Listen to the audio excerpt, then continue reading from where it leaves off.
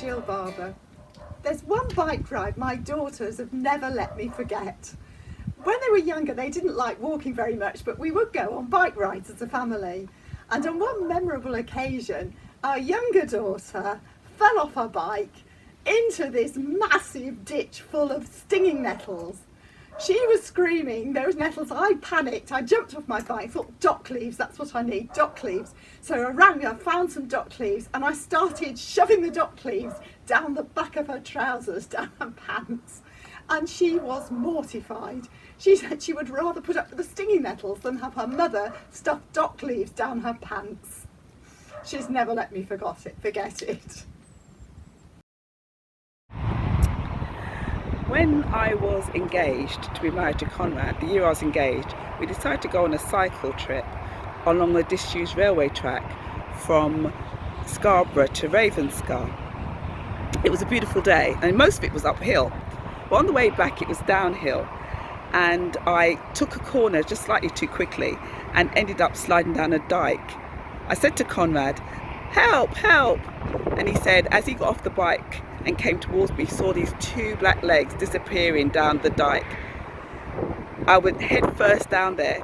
He was laughing so much he couldn't even help me out. He just stood there at the top of the pathway, just laughing his head off. And I said, "Look, could you take me out?" And then laughed afterwards. So that was my worst biking experience. The most lasting memories of bike rides have been in recent days when the hills of Yorkshire got a bit too much for us, and we left our bikes in Scotland where we had a flat, and each summer when my wife was alive we went to Scotland, took our bikes, took the ferry over to Cymru and rode round the island.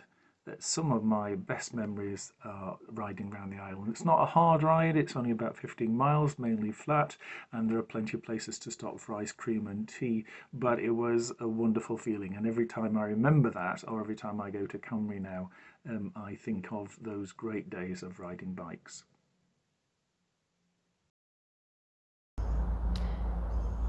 When I was just a wee tyke and I joined the Scouts, I remember one weekend we took our bikes out to France. I remember cycling on dunes, belting out tunes and campfire songs as we pedalled along tracks and roads, carrying loads of stuff packed into panniers, packed to the brim. My mum and dad had bought the bike for me especially. I remember feeling free, my passport stamped.